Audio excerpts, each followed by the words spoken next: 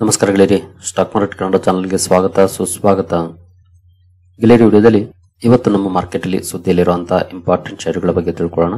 ಜೊತೆಗೆ ಇವತ್ತಿನ ನಮ್ಮ ಮಾರ್ಕೆಟ್ ಪರ್ಫಾರ್ಮೆನ್ಸ್ ನ ಬಗ್ಗೆ, ನಮ್ಮ ಗಿಫ್ಟ್ ನಿಫ್ಟಿ ಯಾವ ಇಂಡಿಕೇಶನ್ ಕೊಡ್ತಾ ಇದೆ, ಏಷ್ಯನ್ ಮಾರ್ಕೆಟ್ಸ್ ಯಾವ ರೀತಿ ಟ್ರೇಡ್ ಆಗ್ತಿದೆ, ಇದ್ರ ಬಗ್ಗೆ ಕೂಡ ತಿಳ್ಕೊಳ್ಳೋಣ. ಮೊದಲಿಗೆ ಆಸ್ ಯೂಶುವಲ್ ಡಿಸ್ಕ್ಲೇಮರ್ ಕೊಡ್ಲಿಕ್ಕೆ ಇಷ್ಟಪಡ್ತೀನಿ. ಇಲ್ಲಿ ಕವರ್ ಮಾಡ್ತಿರುವಂತ ಯಾವುದೇ ಸ್ಟಾಕ್ ಅನ್ನು ಕೂಡ ರೆಕಮೆಂಡ್ ಮಾಡ್ತಿಲ್ಲ. ನೀವು ಫರ್ದರ್ ಸ್ಟಡಿ ಮೆಡಿಟೇಷನ್ ಅಂತ ಹೇಳ್ಬೋದು. ಆಸ್ ಎ ಎಜುಕೇಶನಲ್ ಪರ್ಪಸ್ ನಾನು ವಿಡಿಯೋ ನಿಮ್ಮ ಮುಂದೆ ತರ್ತಾ ಇದ್ದೀನಿ. ಹಾಗೆ ನೀವೇನು ನಮ್ಮ ಇನ್ಸ್ಟಾಗ್ರಾಮ್ ಹಾಗೂ ವಾಟ್ಸ್ಆಪ್ ಚಾನಲ್ ನ ಫಾಲೋ ಮಾಡ್ತಿಲ್ಲ ಅಂತಂದ್ರೆ ಚಾನಲ್ ಡಿಸ್ಕ್ರಿಪ್ಷನ್ ಅಲ್ಲಿ ಲಿಂಕ್ ಇದೆ, ಇಲ್ಲಿದೆ ನೋಡಬಹುದು. ಎರಡನ್ನು ಕೂಡ ಫಾಲೋ ಮಾಡಿ. ಇಲ್ಲಿ ಏನಾದರೂ ವಿಡಿಯೋಗಳನ್ನ ಅಪ್ಲೋಡ್ ಮಾಡ್ಲಿಕ್ಕೆ ಸಮಸ್ಯೆಗಳಾದ್ರೆ ಅಲ್ಲಿಂದ ಅಪ್ಡೇಟ್ ಗಳನ್ನ ಕೊಡ್ತೀವಿ. ಇನ್ನು ನಮ್ಮ ತರಬೇತಿ ಕಾರ್ಯಕ್ರಮಕ್ಕೆ ಸರ್ ಬಯಸೋರು ಇಮೇಲ್ ಮೂಲಕ ಸಂಪರ್ಕ ಮಾಡಬಹುದು. ನಿನ್ನೆಯಿಂದ ಸೆಕೆಂಡ್ ಬ್ಯಾಚಸ್ ಸ್ಟಾರ್ಟ್ ಆಗಿದೆ ಈಗಾಗಲೇ, ಬಟ್ ನೀವು ಯಾವಾಗ ಬೇಕಾದ್ರೂ ಸೇರ್ಕೊಳ್ಬಹುದು. ಇಂಟ್ರೆಸ್ಟ್ ಇರೋರು ಇಮೇಲ್ ಮೂಲಕ ಸಂಪರ್ಕ ಮಾಡಬಹುದು. ಇನ್ನು ಹೆಚ್ಚಿನ ಮಾಹಿತಿಯನ್ನ ಇಮೇಲ್ ಮೂಲಕ ಕೊಡ್ತೀವಿ. ಇನ್ನು ಮೊದಲಿಗೆ ಅಮೆರಿಕನ್ ಮಾರ್ಕೆಟ್ ನ ಪರ್ಫಾರ್ಮೆನ್ಸ್ ಅನ್ನು ನೋಡಿದ್ರೆ, ನಿನ್ನೆ ಡೌ ಜೋನ್ಸ್ ಅಲ್ಲಿ ನೋಡಬಹುದು 220 ಪಾಯಿಂಟ್ಸ್ 0.48% ಡೌನ್ ಫಾಲ್ ನೋಡ್ಲಿಕ್ಕೆ ಸಿಕ್ಕಿದೆ. ಫ್ಲಾಟ್ ಆಗಿ ಓಪನ್ ಆಗಿದೆ, ಆನಂತರ ಡೌನ್ ಪರ್ಫಾರ್ಮೆನ್ಸ್ ನೋಡ್ಲಿಕ್ಕೆ ಸಿಕ್ಕಿದೆ ನೋಡಬಹುದು. ನಂತರ ನಾಸ್ಡಾಕ್ ಅಲ್ಲಿ ಯಾವ ರೀತಿ ಪರ್ಫಾರ್ಮೆನ್ಸ್ ಇದೆ ಅಂತ ನೋಡಿದ್ರೆ, ಇಲ್ಲಿ ಫ್ಲಾಟ್ ಇಶ್ ಇದೆ, ಗ್ಯಾಪ್ ಅಪ್ ಅಲ್ಲಿ ಓಪನ್ ಆಗಿದೆ, ಆನಂತರ ಡೌನ್ ಆಗಿ ಫ್ಲಾಟ್ ಇಶ್ ಕ್ಲೋಸಿಂಗ್ ನೋಡ್ಲಿಕ್ಕೆ ಸಿಕ್ಕಿದೆ ಡೌ ಜೋನ್ಸ್ ಅಲ್ಲಿ ನಿನ್ನೆ. ನಂತರ ನಿನ್ನೆಯ FIS DAS ಆಕ್ಟಿವಿಟೀಸ್ ನೋಡಿದ್ರೆ, ನಿನ್ನೆ FIS ನೋಡಬಹುದು 115 ಕೋಟಿ ನೆಟ್ ಸೆಲ್ಲಿಂಗ್ ಅನ್ನು ಮಾಡಿದ್ದಾರೆ. DAS 5,000 ಕೋಟಿ ನೆಟ್ ಬೈಯಿಂಗ್ ಅನ್ನು ಮಾಡಿದ್ದಾರೆ. ಮೊನ್ನೆ FIS 2,050 ಕೋಟಿ ನೆಟ್ ಬೈಯಿಂಗ್ ಅನ್ನು ಮಾಡಿದ್ರು. ನಿನ್ನೆ ಸ್ಲೈಟ್ಲಿ ಸೆಲ್ ಮಾಡಿದ್ದಾರೆ, ಬಟ್ ಜಾಸ್ತಿ ಪ್ರಮಾಣದಲ್ಲಿ ಏನು ಸೆಲ್ ಮಾಡಿಲ್ಲ. 115 ಕೋಟಿಯನ್ನ ಸೆಲ್ ಮಾಡಿದ್ದಾರೆ. ನೋಡೋಣ ಇವತ್ತು ಯಾವ ರೀತಿ ಇರುತ್ತೆ ಇವರ ಕಡೆಗಿಂದ ರಿಯಾಕ್ಷನ್ ಅಂತ. ಏನು ಇಂಡಿವಿಜುವಲ್ ಸ್ಟಾಕ್ ಗಳ ಕಡೆ ನಾವು ಬರೆದ್ರೆ, ರಿಲಯನ್ಸ್ ಇಂಡಸ್ಟ್ರೀಸ್ ಇವತ್ತು ಫೋಕಸ್ ಅಲ್ಲಿ ಇರುತ್ತೆ. ಕಾರಣ ಕಂಪನಿ ಒಂದು ಸಬ್ಸಿಡಿಯರಿ ಫಾರ್ಮ್ ಮಾಡಿದೆ, ರಿಲಯನ್ಸ್ ಇಂಟೆಲಿಜೆನ್ಸ್ ಅಂತ. ಈಗಾಗಲೇ ಈ ಬಗ್ಗೆ ಅನೌನ್ಸ್ಮೆಂಟ್ ಅನ್ನ ಮಾಡಿತ್ತು ಕಂಪನಿ, ಅಂದ್ರೆ AGM ಅಲ್ಲಿ ಅನೌನ್ಸ್ ಮಾಡಿದ್ರು. ಈಗ ಅದಕ್ಕೆ ಸಂಬಂಧಪಟ್ಟಂತ ಅಫಿಷಿಯಲ್ ಆಗಿ ಸಬ್ಸಿಡಿಯರಿ ಫಾರ್ಮೇಶನ್ ಬಗ್ಗೆ ಅಪ್ಡೇಟ್ ಅನ್ನ ಕೊಟ್ಟಿದೆ ನೋಡಬಹುದು. RIL incorporates Reliance intelligence as only one subsidiary. AI ಗೆ ಸಂಬಂಧಪಟ್ಟಂತ ಸಬ್ಸಿಡಿಯರಿ ಇದು. ನೋಡೋಣ ಇವತ್ತು ಮಾರ್ಕೆಟ್ ಅಲ್ಲಿ ಏನಾದ್ರು ರಿಯಾಕ್ಷನ್ ಬರುತ್ತಾ ಅಂತ. ರಿಲಯನ್ಸ್ ಇಂಡಸ್ಟ್ರೀಸ್ ಅನ್ನು ಅಬ್ಸರ್ವ್ ಮಾಡಬಹುದು. ಯೂಶಲಿ ಸಣ್ಣ ಪುಟ್ಟ ಸುದ್ದಿಗಳಿಗೆ ಈ ದೊಡ್ಡ ಸ್ಟಾಕ್ ಗಳಲ್ಲಿ ರಿಯಾಕ್ಷನ್ ಬರೋದಿಲ್ಲ, ಬಟ್ ಸ್ಟಿಲ್ ವಾಚ್ ಮಾಡಬಹುದು ರಿಲಯನ್ಸ್ ಇಂಡಸ್ಟ್ರೀಸ್ ಅನ್ನ.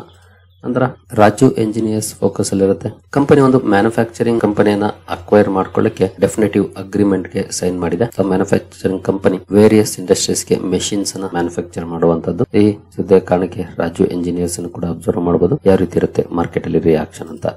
ನಂತರ ಪ್ರೀಮಿಯರ್ ಎಕ್ಸ್ಪ್ಲೋಸಿವ್ಸ್ ಕೂಡ ಸುದ್ದಿಯಲ್ಲಿರುತ್ತೆ. ಕಾರಣ ಕಂಪನಿಗೆ ಒಂದು ಸುದ್ದಿ ಬಂದಿದೆ, ಡಿಫೆನ್ಸ್ ಇಂದ ಆರ್ಡರ್ ಸಿಕ್ಕಿದೆ ನೋಡಬಹುದು. Premier Explosives secures order from defence ministry. But ತುಂಬಾ ದೊಡ್ಡ ಆರ್ಡರ್ ಏನಲ್ಲ, ನಿಯರ್ಲಿ 8 ಕೋಟಿ ಆರ್ಡರ್. ಈ ಆರ್ಡರ್ ನ ಕಾರಣಕ್ಕೆ ಪ್ರೀಮಿಯರ್ ಎಕ್ಸ್ಪ್ಲೋಸಿವ್ಸ್ ಕೂಡ ಫೋಕಸ್ ಅಲ್ಲಿ ಇರುತ್ತೆ. ಇದನ್ನು ಸಹ ಅಬ್ಸರ್ವ್ ಮಾಡಬಹುದು, ಯಾವ ರೀತಿ ಇರುತ್ತೆ ರಿಯಾಕ್ಷನ್ ಅಂತ. ನಂತರ ಟೊರೆಂಟ್ ಫಾರ್ಮಾ ಸುದ್ದಿಯಲ್ಲಿರುತ್ತೆ. ಕಾರಣ ಕಂಪನಿ ಟೊರೆಂಟ್ ಊರ್ಜಾದಲ್ಲಿ 26% ಸ್ಟೇಕ್ ಅನ್ನು ಅಕ್ವೈರ್ ಮಾಡ್ಕೊಳ್ಳಿಕ್ಕೆ ಅಗ್ರಿಮೆಂಟ್ ಅನ್ನ ಮಾಡ್ಕೊಂಡಿದೆ. Captive hybrid solar and wind power setup ಮಾಡ್ಲಿಕ್ಕೆ ಮಾಡ್ಕೊಂಡಿರುವಂತ ಅಗ್ರಿಮೆಂಟ್ ಇದೆ ಟೊರೆಂಟ್ ಫಾರ್ಮಾದಲ್ಲಿ. ಈ ಅಕ್ವಿಸಿಷನ್ ಹಾಗೂ ರಿನ್ಯೂವಬಲ್ ಎನರ್ಜಿ ಬಳಸಲಿಕ್ಕೆ ಸ್ಟಾರ್ಟ್ ಮಾಡೋದಕ್ಕೆ ನಿರ್ಧಾರ ಮಾಡಿರೋ ಕಾರಣಕ್ಕೆ ಸ್ಟಾಕ್ ಫೋಕಸ್ ಅಲ್ಲಿರುತ್ತೆ. ಅಬ್ಸರ್ವ್ ಮಾಡಬಹುದು ಟೊರೆಂಟ್ ಫಾರ್ಮಾದಲ್ಲಿ ಏನಾದರೂ ರಿಯಾಕ್ಷನ್ ಬರುತ್ತಾ ಈ ಸುದ್ದಿಯ ಕಾರಣಕ್ಕೆ ಅಂತ. ನಂತರ 63 ಮೂನ್ಸ್ ಟೆಕ್ನಾಲಜೀಸ್ ಕೂಡ ಸುದ್ದಿಯಲ್ಲಿರುತ್ತೆ.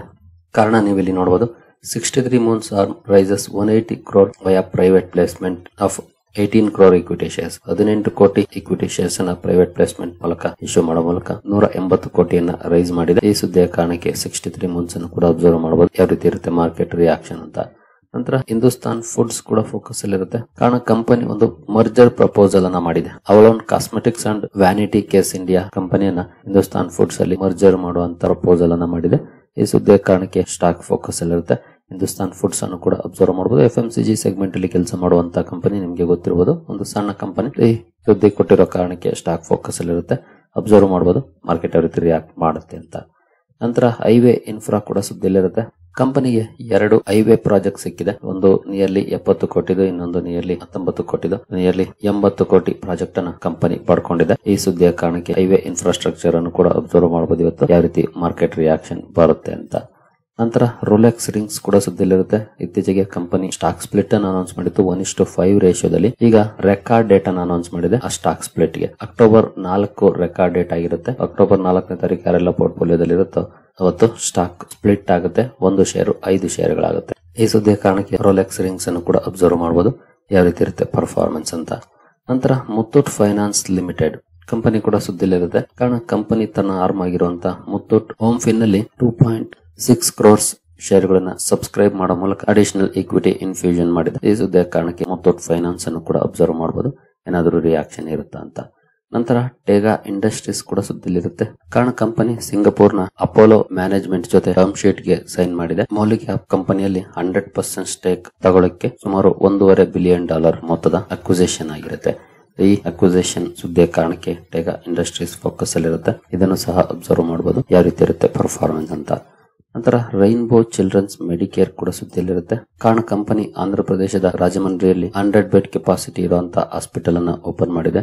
ಈ ಮೂಲಕ ಟೋಟಲ್ ಕಂಪನಿಯ ಬೆಡ್ ಕೆಪಾಸಿಟಿ 2285ಕ್ಕೆ ತಲುಪಿದೆ. ನಿಮಗೆ ಗೊತ್ತಿರಬಹುದು, ಹಾಸ್ಪಿಟಲ್ ಚೈನ್ಸ್ ಅನ್ನು ಬೆಡ್ ಕೆಪಾಸಿಟಿ ಮೇಲೆ ಅಳಿತಾರೆ. ಈ ಕಂಪನಿಯ ಅಥವಾ ರೈನ್ಬೋ ಚಿಲ್ಡ್ರನ್ಸ್ ಮೆಡಿಕೇರ್ ಹಾಸ್ಪಿಟಲ್ ನ ಬೆಡ್ ಕೆಪಾಸಿಟಿ ಈಗ 2285 ತಲುಪಿದೆ. ರಾಜಮಂಡ್ರಿಯಲ್ಲಿ 100 ಬೆಡ್ ಹಾಸ್ಪಿಟಲ್ ಓಪನ್ ಮಾಡಿದ ನಂತರ ಈ ಸುದ್ದಿಯ ಕಾರಣಕ್ಕೆ ರೈನ್ಬೋ ಚಿಲ್ಡ್ರನ್ಸ್ ಮೆಡಿಕೇರ್ ಕೂಡ ಫೋಕಸ್ ಅಲ್ಲಿರುತ್ತೆ. ಇದನ್ನು ಸಹ ಅಬ್ಸರ್ವ್ ಮಾಡಬಹುದು. ನಂತರ ಶ್ಯಾಮ್ ಮೆಟಾಲಿಕ್ಸ್ ಅಂಡ್ ಎನರ್ಜಿ ಸುದ್ದಿಯಲ್ಲಿರುತ್ತೆ. Company crash barrier metallics manufacturing segment ಗೆ ಎಂಟ್ರಿ ಆಗಿದೆ. ಇದಕ್ಕಾಗಿ ಸುಮಾರು 50 ಕೋಟಿಯನ್ನ ಇನ್ವೆಸ್ಟ್ ಮಾಡಿದೆ. ಜೊತೆಗೆ ಕಮರ್ಷಿಯಲ್ ಪ್ರೊಡಕ್ಷನ್ ಅನ್ನು ಕೂಡ ಸ್ಟಾರ್ಟ್ ಮಾಡಿದೆ. ಸುಮಾರು 60,000 ಮೆಟ್ರಿಕ್ ಟನ್ ಪರ್ ಅನ್ನೋ ಕೆಪಾಸಿಟಿ ಇರುವಂತಹ ಪ್ಲಾಂಟ್ ಅಲ್ಲಿ ಆಪರೇಷನ್ಸ್ ಅನ್ನು ಸ್ಟಾರ್ಟ್ ಮಾಡಿದೆ. 8 to 10% ಮಾರ್ಕೆಟ್ ಶೇರ್ ಅನ್ನು ಗಳಿಸುವಂತ ಟಾರ್ಗೆಟ್ ಅನ್ನು ಹಾಕೊಂಡಿದೆ. ಈ ಅಪ್ಡೇಟ್ ಅನ್ನು ಕೊಟ್ಟಿದೆ. ಈ ಕಾರಣದಿಂದ ಶ್ಯಾಮ್ ಮೆಟಾಲಿಕ್ಸ್ ಅಂಡ್ ಎನರ್ಜಿಯನ್ನು ಕೂಡ ಅಬ್ಸರ್ವ್ ಮಾಡಬಹುದು, ಮಾರ್ಕೆಟ್ ರಿಯಾಕ್ಷನ್ ಮಾಡುತ್ತಾ ಅಂತ. ನಂತರ ಅಸ್ಟ್ರಲ್ ಲಿಮಿಟೆಡ್ ಕೂಡ ಸುದ್ದಿಯಲ್ಲಿರುತ್ತೆ. ಕಂಪನಿಗೆ ಸಂಬಂಧಪಟ್ಟಂತೆ ಒಂದು ಅಕ್ವಿಸಿಷನ್ ಸುದ್ದಿ ಬಂದಿದೆ. ಹಿಂದೆ ಅಕ್ವಿಸಿಷನ್ ಮಾಡಿತ್ತು. ಅಡಿಷನಲ್ 26% ಸ್ಟೇಕ್ ಅನ್ನ ತಗೊಳ್ಳೋ ಬಗ್ಗೆ ಸುದ್ದಿಗಳು ಬಂದಿದ್ದಾವೆ. ಅಸ್ಟ್ರಲ್ ಕೋಟಿಂಗ್ಸ್ ಅಲ್ಲಿ ಅಡಿಷನಲ್ 26 ಅಲ್ಲ 20% ಸ್ಟೇಕ್ ಅನ್ನ ಸುಮಾರು 75 ಕೋಟಿಗೆ ತಗೊಳ್ತಾ ಇದೆ. ಈ ಅಕ್ವಿಸಿಷನ್ ಕಾರಣಕ್ಕೆ ಅಸ್ಟ್ರಲ್ ಲಿಮಿಟೆಡ್ ಅನ್ನು ಕೂಡ ಅಬ್ಸರ್ವ್ ಮಾಡಬಹುದು ಇವತ್ತು ಯಾವ ರೀತಿ ಇರುತ್ತೆ ಪರ್ಫಾರ್ಮೆನ್ಸ್ ಅಂತ. ನಂತರ sterling and Wilson renewable energy ಕೂಡ ಸುದ್ದಿಯಲ್ಲಿರುತ್ತೆ. ನಿನ್ನೆ ಕೂಡ ಫೋಕಸ್ ಅಲ್ಲಿತ್ತು, ಸುದ್ದಿಯನ್ನು ಕವರ್ ಮಾಡಿದೆ. ಇವತ್ತು ಕೂಡ ಸ್ಟಾಕ್ ಫೋಕಸ್ ಅಲ್ಲಿರುತ್ತೆ. ಕಾರಣ ಕಂಪನಿ ಅಮೆರಿಕದ ಕೋರ್ಟ್ ಅಲ್ಲಿ ಲಿಟಿಗೇಷನ್ ಫೈಲ್ ಮಾಡಿದೆ. ಅಮೆರಿಕನ್ ಆರ್ಬಿಟ್ರೇಷನ್ ಅಸೋಸಿಯೇಷನ್ ಅಲ್ಲಿ ಅರೆ ಟೆಕ್ನಾಲಜೀಸ್ ನ ವಿರುದ್ಧ $10 ಮಿಲಿಯನ್ ಲಿಟಿಗೇಷನ್ ಫೈಲ್ ಮಾಡಿದೆ. ಈ ಸುದ್ದಿಯ ಕಾರಣಕ್ಕೆ ಸ್ಟರ್ಲಿಂಗ್ ಅಂಡ್ ವಿಲ್ಸನ್ ಅನ್ನು ಕೂಡ ಅಬ್ಸರ್ವ್ ಮಾಡಬಹುದು. Actually SW solar renewable energy file ಮಾಡಿರುವಂತದ್ದು ಅರೆ ಟೆಕ್ನಾಲಜೀಸ್ ವಿರುದ್ಧ. ಸ್ಟಾಕ್ ಅನ್ನು ಅಬ್ಸರ್ವ್ ಮಾಡಬಹುದು ಯಾವ ರೀತಿ ರಿಯಾಕ್ಷನ್ ಬರುತ್ತೆ ಸ್ಟಾಕ್ ಅಲ್ಲಿ ಇವತ್ತು ಅಂತ. ನಂತರ RVNL ಕೂಡ ಫೋಕಸ್ ಅಲ್ಲಿರುತ್ತೆ. Railway Vikas Nigam limited. ಕಾರಣ ಕಂಪನಿಗೆ ರೈಲ್ವೇಸ್ ಇಂದ 169 ಕೋಟಿ ಆರ್ಡರ್ ಸಿಕ್ಕಿದೆ. ಈ ಆರ್ಡರ್ ನ ಕಾರಣಕ್ಕೆ RVNL ಫೋಕಸ್ ಅಲ್ಲಿರುತ್ತೆ. ಇದನ್ನು ಸಹ ಅಬ್ಸರ್ವ್ ಮಾಡಬಹುದು ಯಾವ ರೀತಿ ಇರುತ್ತೆ ಪರ್ಫಾರ್ಮೆನ್ಸ್ ಅಂತ. ನಂತರ ಮಜಗಾವ್ ಡಾಕ್ ಶಿಪ್ ಬಿಲ್ಡರ್ ಸುದ್ದಿಯಲ್ಲಿರುತ್ತೆ. ಹಿಂದೆ ಕೆಲವು ಸುದ್ದಿಗಳನ್ನ ನಾವು ನೋಡಿದ್ವಿ ಮಜಗಾವ್ ಡಾಕ್ ಬಗ್ಗೆ. ಸಬ್ಮರೈನ್ ಬಿಲ್ಡಿಂಗ್ ಬಗ್ಗೆ ನೆಗೋಸಿಯೇಷನ್ಸ್ ನಡೀಬಹುದು ಅಂತ. ಆಗ ಕಂಪನಿ ಒಂದು ಕ್ಲಾರಿಫಿಕೇಶನ್ ಅನ್ನು ಕೊಟ್ಟಿತ್ತು. ಆ ರೀತಿಯ ನೆಗೋಸಿಯೇಷನ್ಸ್ ಏನ್ ನಡೀತಿಲ್ಲ ಅಂತ. ಅದೇ ಈಗ ಕಂಪನಿ ಅಪ್ಡೇಟ್ ಅನ್ನ ಕೊಟ್ಟಿದೆ. ಪ್ರಾಜೆಕ್ಟ್ 75 ನೆಗೋಸಿಯೇಷನ್ ಸ್ಟಾರ್ಟ್ ಆಗಿದೆ ಅಂತ.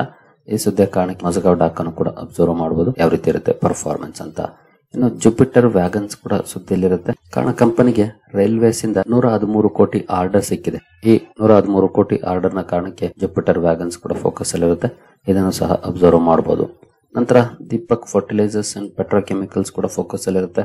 ಕಾರಣ ಕಂಪನಿ ಒಂದು ಅಕ್ವಿಸಿಷನ್ ಅನೌನ್ಸ್ ಮಾಡಿದೆ. ಮುರಳಿ ಸೋಲಾರ್ ಪವರ್ ಕಂಪನಿಯಲ್ಲಿ 26% ಸ್ಟೇಕ್ ತಗೊಳ್ತಿರೋ ಬಗ್ಗೆ ಅನೌನ್ಸ್ಮೆಂಟ್ ಅನ್ನು ಮಾಡಿದೆ. ಈ ಸುದ್ದಿಯ ಕಾರಣಕ್ಕೆ ದೀಪಕ್ ಫರ್ಟಿಲೈಸರ್ಸ್ ಅನ್ನು ಕೂಡ ಅಬ್ಸರ್ವ್ ಮಾಡಬಹುದು ಯಾವ ರೀತಿ ಇರುತ್ತೆ ಮಾರ್ಕೆಟ್ ರಿಯಾಕ್ಷನ್ ಅಂತ. ಇನ್ನು ಪ್ರೈಮರಿ ಮಾರ್ಕೆಟ್ ಕಡೆ ಬಂದ್ರೆ ಅರ್ಬನ್ ಕಂಪನಿಯ IPO ಇವತ್ತು ಕೂಡ ಸಬ್ಸ್ಕ್ರಿಪ್ಷನ್ ಗೆ ಓಪನ್ ಇರುತ್ತೆ. ನಾಳೆವರೆಗೂ ಓಪನ್ ಇರುತ್ತೆ. ಮಾರ್ಕೆಟ್ ಪ್ರೀಮಿಯಂ ನೋಡಬಹುದು ನಿಯರ್ಲಿ 38% ನೋಡ್ಲಿಕ್ಕೆ ಕಾಣ್ತಾ ಇದೆ. ಪ್ರೀಮಿಯಂ ಚೆನ್ನಾಗಿದೆ. ನೋಡೋಣ ಯಾವ ರೀತಿ ಮುಂದುವರಿಯುತ್ತೆ ಪ್ರೀಮಿಯಂ ಅಂತ.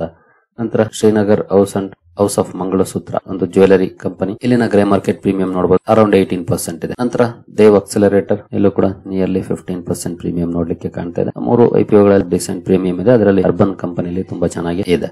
ನೋಡೋಣ ಯಾವ ರೀತಿ ಇರುತ್ತೆ ಮುಂದುವರೆದ ಬದಲಾವಣೆಗಳು ಅಂತ. ಇನ್ನು ಗಿಫ್ಟ್ ನಿಫ್ಟಿ ಕಡೆ ಬಂದ್ರೆ ಗಿಫ್ಟ್ ನಿಫ್ಟಿಯಲ್ಲಿ ಆಸ್ ಆಫ್ ನೋಡಬಹುದು ಫ್ಲಾಟಿಶ್ ಪರ್ಫಾರ್ಮೆನ್ಸ್ ನೋಡ್ಲಿಕ್ಕೆ ಕಾಣ್ತಾ ಇದೆ. ಹಾಗೆ ಏಷ್ಯನ್ ಮಾರ್ಕೆಟ್ ಗಳ ಪರ್ಫಾರ್ಮೆನ್ಸ್ ಅನ್ನು ನೋಡಿದ್ರೆ ಎಲ್ಲಾನು ಪಾಸಿಟಿವ್ ಇದೆ. ಹ್ಯಾಂಗ್ಸೆಂಗ್ ಮಾತ್ರ ನಿಯರ್ಲಿ 1% ಡೌನ್ ಅಲ್ಲಿ ಟ್ರೇಡ್ ಆಗ್ತಿದೆ. ಇನ್ನೆಲ್ಲ ಮಾರ್ಕೆಟ್ಸ್ ಕೂಡ ಪಾಸಿಟಿವ್ ಅಲ್ಲಿ ಇದೆ. ಗಿಫ್ಟ್ ನಿಫ್ಟಿ ಫ್ಲಾಟಿಶ್ ಇಂಡಿಕೇಶನ್ ಅನ್ನ ಕೊಡ್ತಾ ಇದೆ. ಇನ್ ಕೇಸ್ ಇದೇ ರೀತಿ ಪರ್ಫಾರ್ಮೆನ್ಸ್ ಕಂಟಿನ್ಯೂ ಆದ್ರೆ ಬಹುಶಃ 10-20 ಪಾಯಿಂಟ್ಸ್ ಡೌನ್ ಅಲ್ಲಿ ಅಥವಾ 10-20 ಪಾಯಿಂಟ್ಸ್ ಅಪ್ ಅಲ್ಲಿ ಓಪನ್ ಆಗೋ ಲಕ್ಷಣ ಇದೆ. ಯಾವುದೇ ನೆಗೆಟಿವ್ ಸುದ್ದಿಗಳು ಸದ್ಯದ ಮಟ್ಟಿಗೆ ಕಾಣ್ತಾ ಇಲ್ಲ. ಬಟ್ ನೋಡೋಣ ಯಾವ ರೀತಿ ಇರುತ್ತೆ ಪರ್ಫಾರ್ಮೆನ್ಸ್ ಅಂತ. ಮೊನ್ನೆ ಅಂತೂ ಡಿಸೆಂಟ್ ಪರ್ಫಾರ್ಮೆನ್ಸ್ ನೋಡ್ಲಿಕ್ಕೆ ಸಿಕ್ತು. ನೋಡೋಣ ಇವತ್ತು ಯಾವ ರೀತಿ ಇರುತ್ತೆ ಅಂತ. ಕ್ರೂಡ್ ಕಡೆ ಬಂದ್ರೆ ಇಲ್ಲಿ ನಾರ್ಮಲ್ ಪರ್ಫಾರ್ಮೆನ್ಸ್ ಇದೆ. $67.5 ಅಲ್ಲಿ ಬ್ರೆಂಟ್ ಟ್ರೇಡ್ ಆಗ್ತಿದೆ.